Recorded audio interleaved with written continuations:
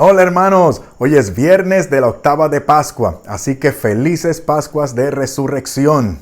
Hoy, al igual que ayer, nos vamos a basar en la primera lectura de la misa, que hoy está en los Hechos de los Apóstoles, capítulo 4, versículos del 1 al 12.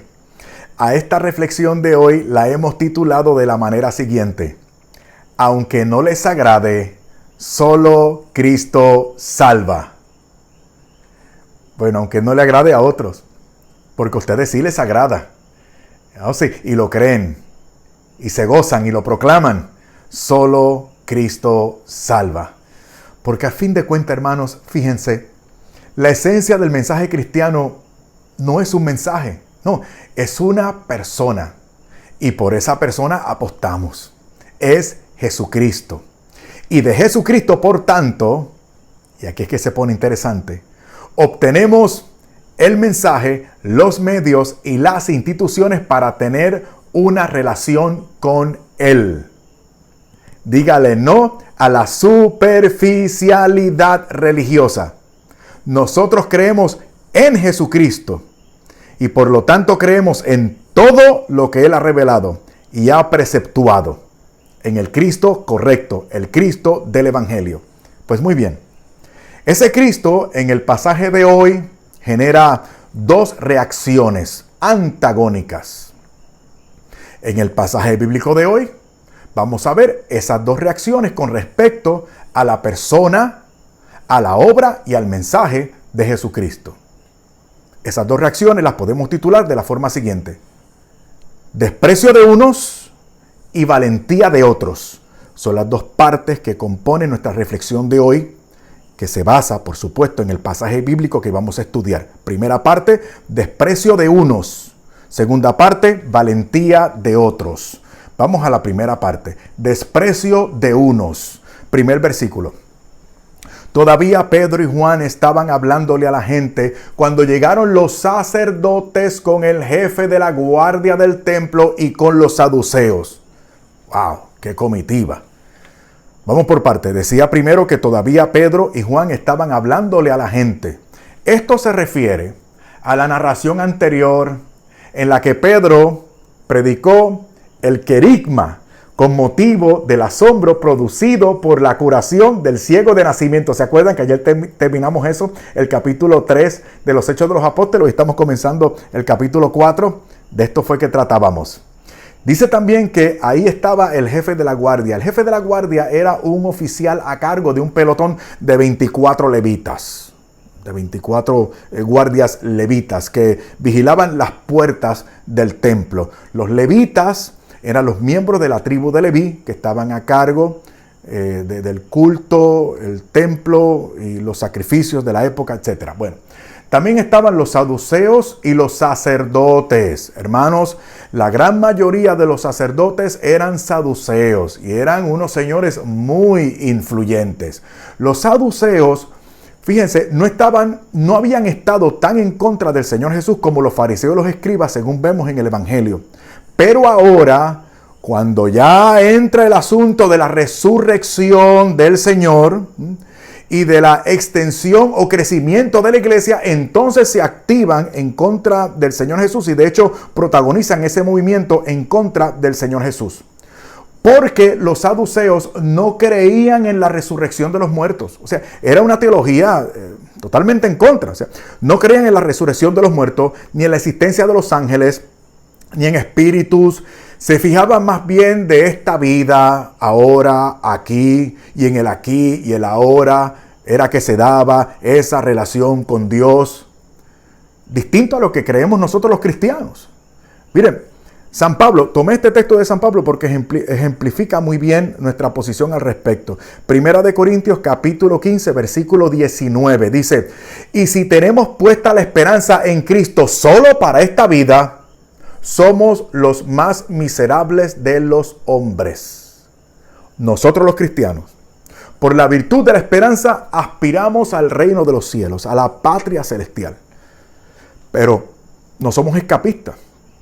Nosotros nos servimos de esto aquí abajo y del orden temporal para promoverlo, para santificarlo, para presentarlo a Dios nuestro Señor para su gloria.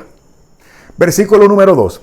Estaban enojados porque Pedro y Juan enseñaban a la gente y decían que la resurrección de los muertos había quedado demostrada en el caso de Jesús. ¿Se están dando cuenta por qué los saduceos tienen que reaccionar? Estos saduceos no solamente estaban molestos por la cuestión de la resurrección del Señor, ¿no?, sino que también estaban molestos por el tumulto que se había formado por la situación aquella de la curación del ciego de nacimiento y de la emoción que causaba ahora la nueva fe y de lo que estaban haciendo los apóstoles. Todo esto generaba movimiento de la gente, de las masas, y a ellos no les gustaba porque ellos estaban a cargo del orden del templo y de la observancia del culto. Así que ellos debían velar por ese orden, lo querían todo tranquilo, todo en calma. Y ahora se generaba todo esto, imagínense. Pero el asunto de la resurrección, aún así, que planteaban aquellos que para ellos eran ignorantes, era muy importante. Era la cuestión teológica, imagínense. Estos saduceos habían ejecutado al Señor por embaucador y blasfemo. Y ahora esos Juan y Pedro se mostraban como testigos de la resurrección del Señor, ¿no? Y no solamente eso, sino que aseguraban que ese Señor que había resucitado era el que les había dado el poder y la autoridad para poder hacer el milagro que ellos vieron y que no podían negar. Versículo número 3. Los arrestaron y como ya era tarde, los metieron en la cárcel hasta el día siguiente. Miren qué interesante. De acuerdo al reglamento de ellos, no podían juzgar a nadie después del atardecer. O sea, tenían que esperar al siguiente día. Pero lo interesante del asunto es que esa misma ley fue la que ellos violaron cuando juzgaron al Señor y lo condenaron después del atardecer. Es decir, cuando era de noche. Noten ustedes. Versículo 4. Pero muchos de los que habían escuchado... Esto es importante. Muchos de los que habían escuchado el mensaje creyeron. ¿Quiénes creyeron? Los que escucharon el mensaje. Y el número de creyentes, contando solamente los hombres, llegó a cerca de 5,000. Escuchen lo que dice. Los que habían escuchado el mensaje. Hermanos, perdonen que insista. Ya sé que en un par de videos anteriores hablamos sobre eso, pero debemos insistir. ¿Acaso, les pregunto, acaso necesitamos, ustedes y yo, católicos, más evidencia de cómo es que llega la fe a la gente y la salvación a los pecadores? ¿Cómo llega eso? Por el mensaje, por la predicación. Una vez más también vemos aquí la importancia de la predicación, la cual no debe ser sustituida por nada. Porque el medio para acceder a la fe en el Señor Jesús es la predicación. Primera de Corintios capítulo 1 versículo 21. Dice, porque como en la sabiduría de Dios el mundo no conoció a Dios por medio de la sabiduría, quiso Dios salvar a los creyentes por medio de la necedad de la predicación. ¿Cómo? Por la predicación, la locura de la predicación. Por eso San Pablo decía en otra parte, entre ustedes, a los mismos corintios, entre ustedes no me propuse saber otra cosa, sino a Cristo y a este crucificado. Romanos capítulo 10, versículo 17 dice, la fe viene de la predicación y la predicación a través de la palabra de Cristo. Por lo tanto, mis amores, la predicación no puede sustituirse por nada. Y mucho menos la predicación en el contexto del precepto de la misa dominical.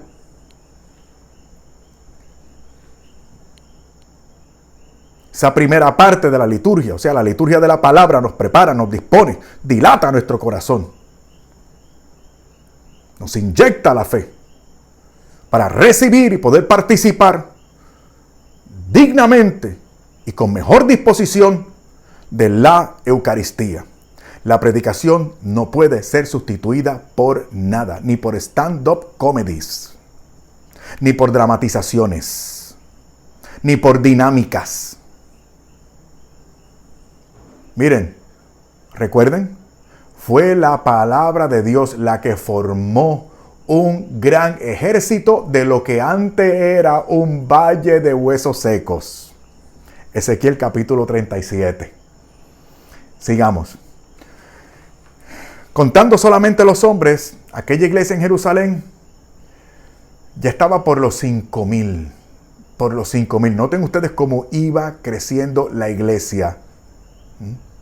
Por la predicación directa, bien trazada, sin complejo, valiente, con amor, cariño, caridad, pero con honestidad y de frente. 5,000 en unos cuantos días. Segunda reacción.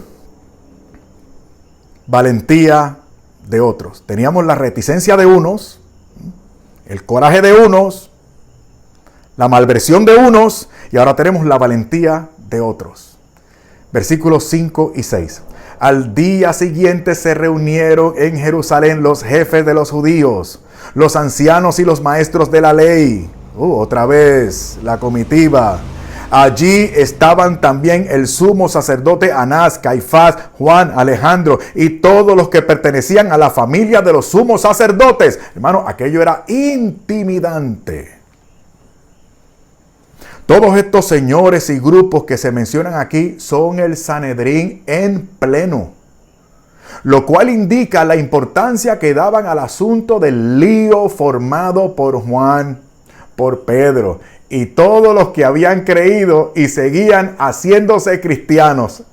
¿Por qué seguían haciéndose cristianos? Por la resurrección de Jesús, que señalaba a Cristo como el Mesías. Y todo ello llegó a saberse por medio de la predicación. Tengo que insistir, hermano, por medio de la predicación autorizada de los oficiales de la iglesia, los apóstoles. Versículo 7. Ordenaron que les llevaran a Pedro y a Juan, y poniéndoles en medio de ellos le preguntaron, ¿con qué autoridad? Otras versiones dicen con qué poder. ¿Con qué autoridad o en nombre de quién han hecho ustedes estas cosas?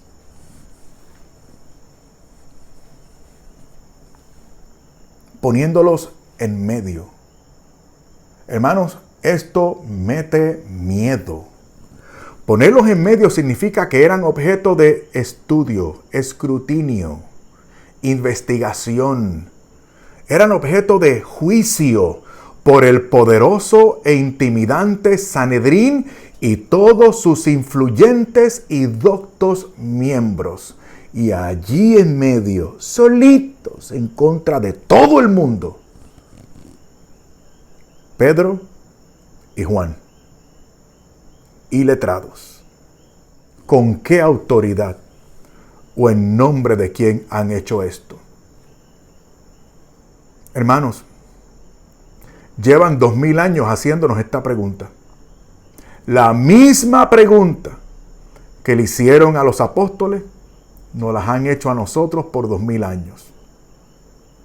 ¿Con qué autoridad o en nombre de quién ustedes hacen lo que hacen? Y llevamos 2000 años respondiendo lo mismo. Y la respuesta es un nombre. Y ese nombre responde a nuestro Señor, al Mesías, al Señor, al Hijo de Dios, Jesucristo. Jesucristo de Nazaret. En ese sentido que ellos van a responder en los versículos 10 y 12, ya lo veremos oportunamente, pero ahora tenemos el versículo 8. Pedro, lleno del Espíritu Santo, les contestó. Jefes del pueblo y ancianos. Un momento. Dice, lleno del Espíritu Santo. Pedro respondió, lleno del Espíritu Santo. Ajá. Eran iletrados. Los otros, humanamente hablando, les superaban. En número y en sabiduría del mundo. Y en teología también. Y en autoridad muchísima. Pero Pedro estaba lleno del Espíritu Santo. Los príncipes de los sacerdotes juzgan a Pedro y a Juan. Y ahora el Espíritu Santo juzga a los príncipes de los sacerdotes. Y ahora, ¿a quién usted le va? ¿Ah? ¿Recuerdan ustedes las palabras del Señor? Cuando los lleven, estoy citando las palabras del Señor. Esto está en Lucas capítulo 12, versículos 11 y 12. Cuando los lleven a las sinagogas y ante los magistrados y autoridades, no se preocupen de cómo defenderse o qué tienen que decir, porque el Espíritu Santo les enseñará en aquella hora qué es lo que hay que decir.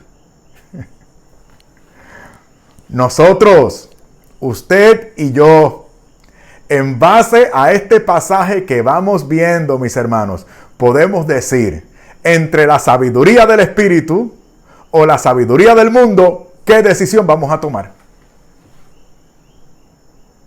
Vamos a ver lo que dice la palabra de Dios.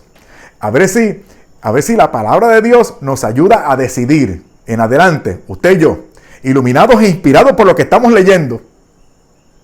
¿Por qué vamos a optar de ahora en adelante? ¿Por la sabiduría del mundo, la óptica del mundo, las ideologías del mundo, los señores de la tierra? ¿O la sabiduría del Espíritu Santo, el orden sobrenatural, el santo evangelio? Primera de Corintios capítulo 1, versículos del 18 al 25. Me voy a tomar tiempo para leerlo. Hemos hecho un buen tiempo hasta ahora y ustedes están interesados. Escuchen, palabra de Dios viene ahora. Primera de Corintios capítulo 1, versículos del 18 al 25, para ver lo que vamos a decidir usted y yo, de ahora en adelante. Mire lo que dice. Porque el mensaje de la cruz es necedad para los que se pierden, pero para los que se salvan, para nosotros es fuerza de Dios. Pues está escrito, destruiré la sabiduría de los sabios y desecharé la prudencia de los prudentes. ¿Dónde está el sabio? ¿Dónde el docto? ¿Dónde el investigador de este mundo? ¿No hizo Dios necia la sabiduría de este mundo? Porque como en la sabiduría de Dios el mundo no conoció a Dios por medio de la sabiduría, quiso Dios salvar a los creyentes por medio de la locura de la predicación. Porque los judíos piden signos, los griegos buscan sabiduría. Nosotros, ustedes y yo, Dios quiera y así sea, ustedes y yo, nosotros, en cambio, predicamos a Cristo crucificado, escándalo para los judíos, necedad para los gentiles. Pero para los llamados, judíos y griegos, predicamos a Cristo, fuerza de Dios y sabiduría de Dios. Porque lo necio de Dios es más sabio que los hombres y lo débil de Dios es más fuerte que los hombres. Considerad, si no, hermanos, vuestra vocación, porque no hay entre vosotros muchos sabios según la carne, ni muchos poderosos, ni muchos nobles, sino que Dios escogió la necedad del mundo para confundir a los sabios. Y Dios eligió la flaqueza del mundo para confundir a los fuertes. Escogió Dios lo vil y lo despreciable del mundo, a lo que no es nada, para destruir lo que es, de manera que ningún mortal pueda gloriarse ante Dios. Realmente leímos hasta el versículo 29. Una trampita, fue sin querer, se me chispoteó, pero vale la pena. ¿Captaron el punto, verdad que sí? Alabado sea Jesucristo. Ay, hermano, estamos ciertos. Bendito sea el Señor. Estamos del lado del vencedor. Le estamos apostando al equipo que ya ganó. Gloria a Jesucristo.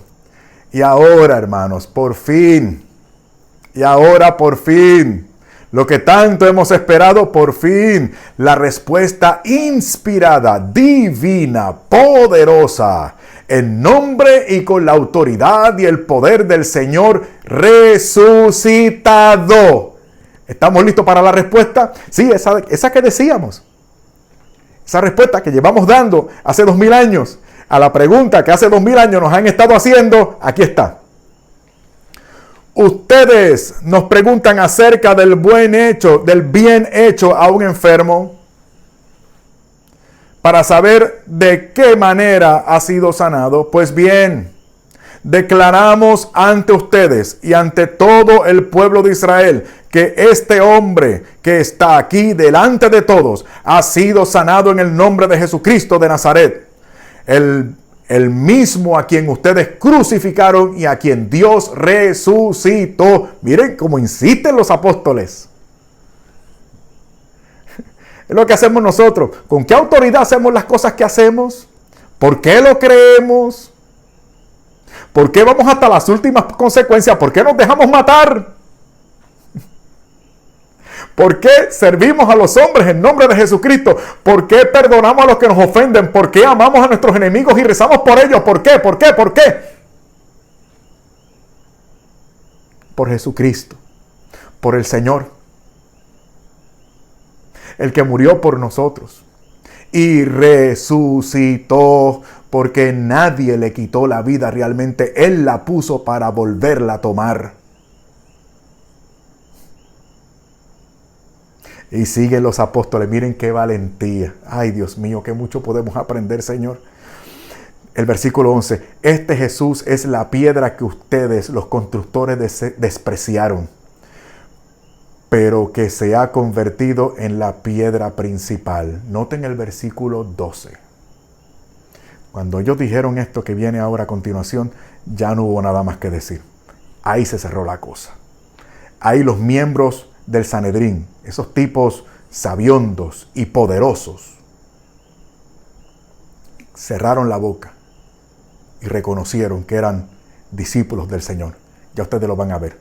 Mire las palabras que le cerró la boca a estos tipos. En ningún otro hay salvación. Y la palabra salvación aquí puede ser traducida también como libertad o liberación. Estamos hablando de salvación en términos, como implica la palabra, como implica el término, como implica la doctrina. De acuerdo a la revelación.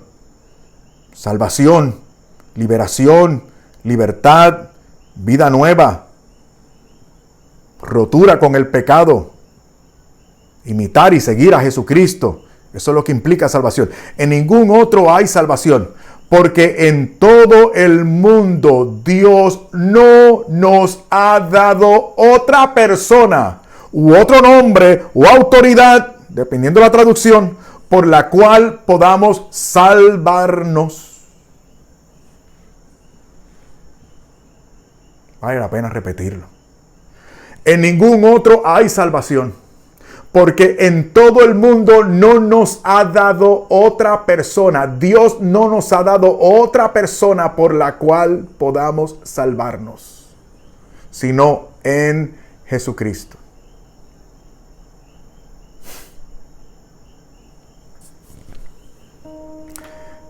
Debemos concluir. Hemos visto en este pasaje el desprecio de unos y la valentía de otros. En esos dos grupos, en uno de esos dos grupos, estamos todos los hombres. No, Fernando, yo no soy religioso, yo no creo en Jesucristo, pero tampoco estoy en contra. No, mijo.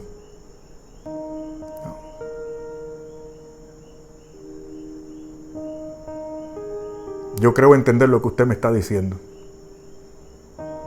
Pero según la óptica de Jesucristo, que es el Señor, usted, si no está activado, si no está interesado, si no es creyente, si no ha reconocido a Jesucristo en su vida y vive para Él, usted está del bando de los que lo desprecian. Así lo estableció el Señor en el Santo Evangelio. Quien no recoge conmigo desparrama. Quien no está conmigo está en mi contra.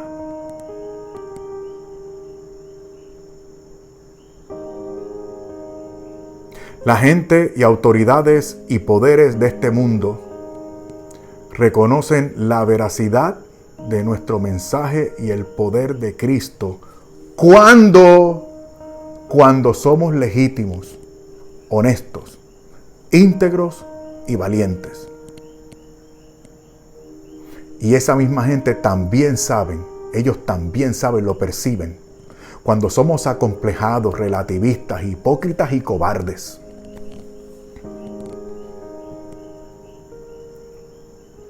Hermanos, con toda la honestidad del mundo, nosotros debemos preocuparnos por la causa de Jesucristo y la reputación de Jesucristo y el mensaje de Jesucristo.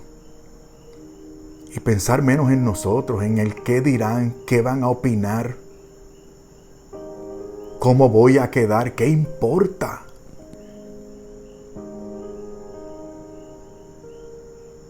Dice el versículo 13.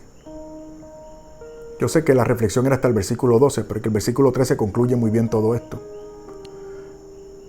Dice, cuando las autoridades vieron, aquellos tipos encopetados, cuando vieron la valentía, estoy citando el versículo 13 del capítulo 4 de los Hechos de los Apóstoles.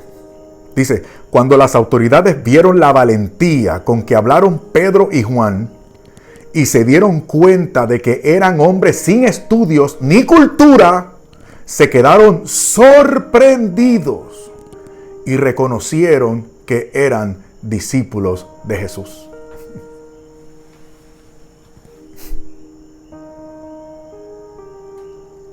Aún así, hermanos, estamos advertidos. ¿Saben por qué? Porque esa gente, los enemigos de la causa del Señor, no se van a rendir. A pesar de que puede que lo reconozcan, pueden que en el fondo nos admiren y nos respeten, pero al fin de cuentas, mire lo que dice el versículo 17. Pero a fin de que este asunto no siga corriendo de boca en boca, vamos a amenazarlos, dijeron ellos, para que de aquí en adelante no hablen del nombre de Jesús a nadie. Ellos no se van a rendir. ¿Y saben qué? Nosotros tampoco. Los apóstoles no se rindieron. Los tuvieron que matar. No se rindieron. Murieron en la raya. ¿Y sabe qué? Nosotros tampoco. Nosotros tampoco nos vamos a rendir. Mire lo que dice el Espíritu Santo. Ahora sí, para concluir. Primera de Juan capítulo 4, versículo 4. Dice, ustedes, hijos, son de Dios y los han vencido, porque el que está en ustedes es más poderoso que el que está en el mundo. Alabado sea el Señor. Dios les bendiga y muchas gracias por ser parte de esta comunidad en YouTube.